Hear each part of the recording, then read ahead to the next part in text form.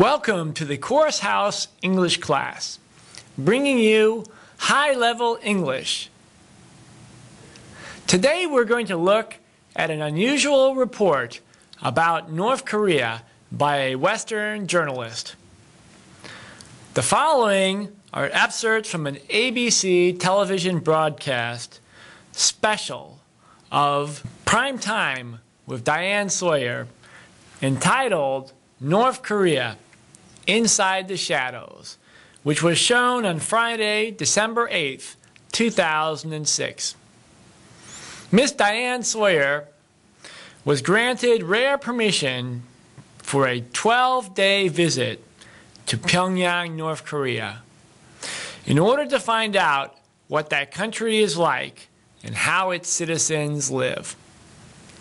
During her visit, Ms. Sawyer talked with North Koreans, including high school students, government officials, and rural villagers, to find out firsthand how they live day to day under the Kim Jong-il regime. This is the first visit to North Korea by a Western news agency since Pyongyang conducted a nuclear test in early October.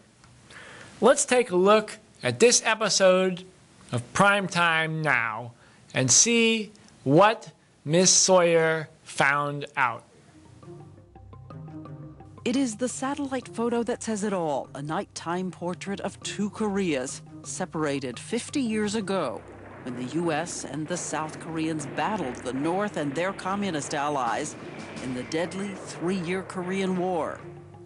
At the end of it, the South was secured for Western capitalism, and today its lights are blazing proof of a vibrant economy, in fact, the 12th largest in the world. While in the North, darkness, the socialist state counting on aid from Russia and China.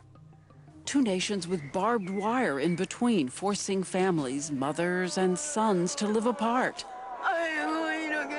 6 years ago, the two governments agreed to allow brief meetings between North and South Korean families separated for all those years.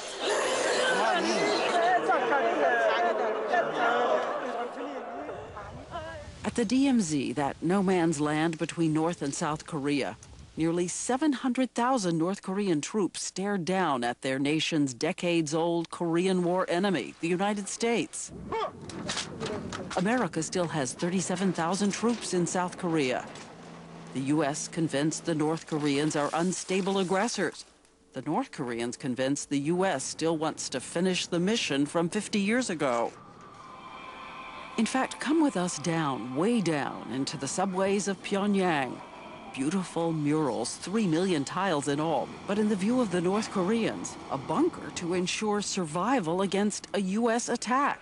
It's not only the deepest subway in the world, about 300 feet down below, but it is also a bomb shelter. It is the place where drills are held, people stream in here, and we're told there are parallel tunnels all alongside, some of them just for government workers. Their children performing traditional music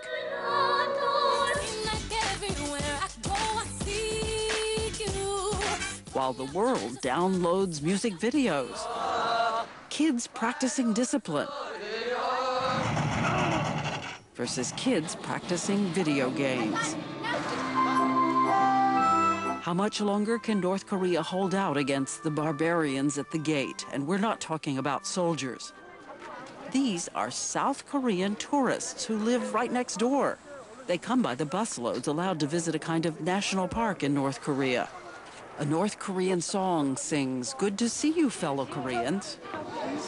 They have been fed this diet of anti-Americanism, and so they have anti-American feeling. We need to change their diet.